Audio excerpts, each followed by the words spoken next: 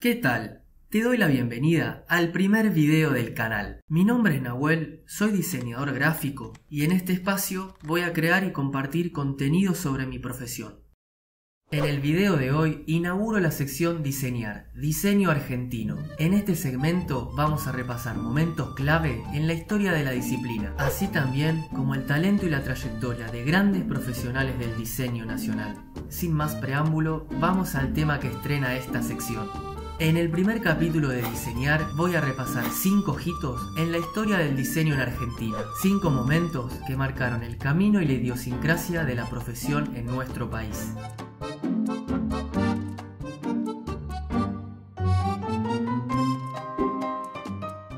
El primer momento clave de esta lista sucedió a finales de la década del 40. Fue la primera vez que aparece en Argentina el término diseño, tal como lo conocemos en la actualidad. Hasta ese momento, el diseño gráfico solo había sido nombrado en la revista La Nueva Visión, que buscaba desprender las técnicas gráficas de los postulados de la arquitectura y del llamado arte concreto. En una publicación del Boletín del Centro de Estudiantes de Arquitectura de la Universidad de Buenos Aires, emitida en 1949, un grupo de jóvenes desarrolló un manifiesto con las principales características de la disciplina. Esta publicación es considerada una de las piezas fundacionales del diseño gráfico en Argentina.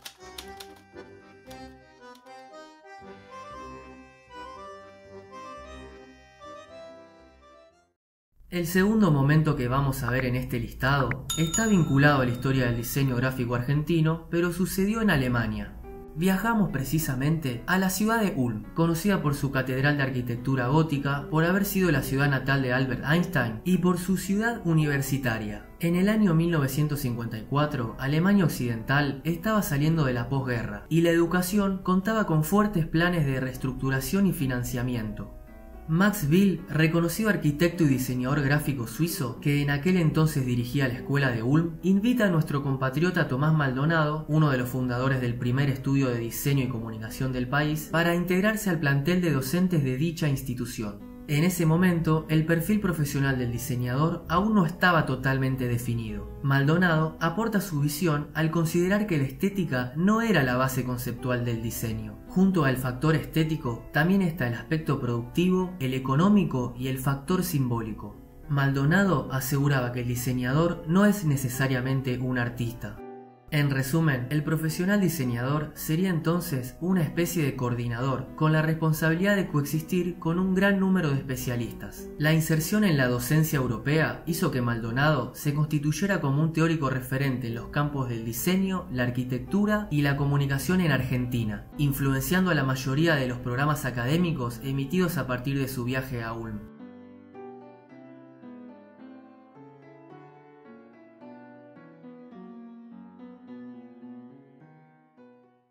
Volvemos a nuestro país, es el año 1971 y la gobernación del intendente porteño Saturnino Montero Ruiz le adjudica la señalización de la ciudad al estudio de los diseñadores Ronald Shakespeare y Guillermo González Ruiz.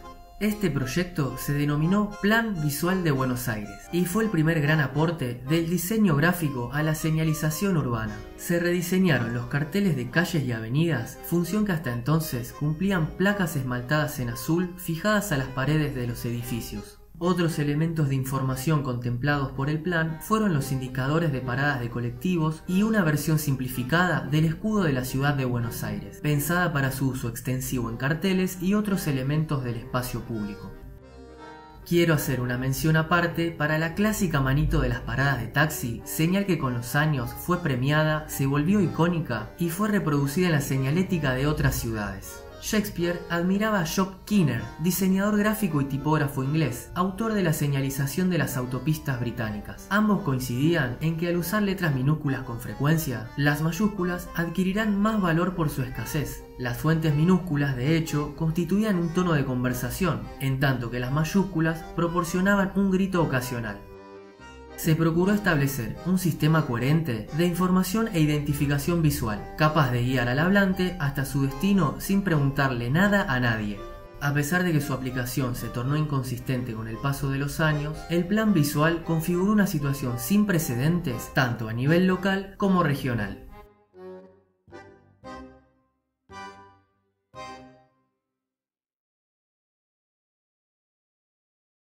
El siguiente momento nos transporta al comienzo de la segunda etapa de la presidencia menemista, y la cercanía entre marketing y diseño crece exponencialmente, favorecida en parte por un explosivo desarrollo del mercado y de las corporaciones. Para contextualizar un poco sobre este periodo, recordemos que el menemismo fue autorizado a privatizar varias empresas estatales. Esta serie de movimientos políticos se realizaron rápidamente buscando conseguir con ello réditos mediáticos que instalaran la idea de la voluntad reformista de un gobierno que desde un primer momento tuvo un concepto visual y una estética muy particulares. Se cree que este pintoresco uso de la imagen era en parte para contrarrestar el impacto negativo de las políticas neoliberales en, por ejemplo, los transportes ferroviarios.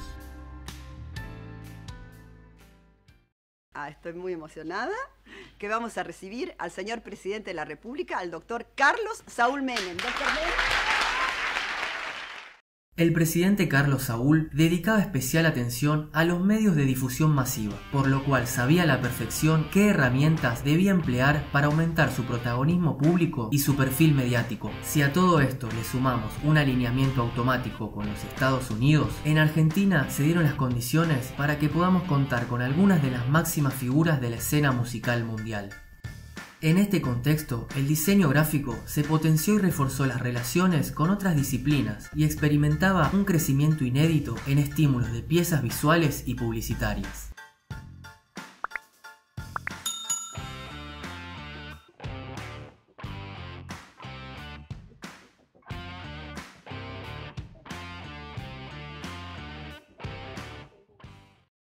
Cerramos la lista de 5 momentos importantes en la historia del diseño en Argentina, recordando cuando en 2005 Buenos Aires fue nombrada Ciudad de Diseño, título que comparte con otras ciudades del mundo como Berlín, Montreal, Shanghái, Seúl y Pekín.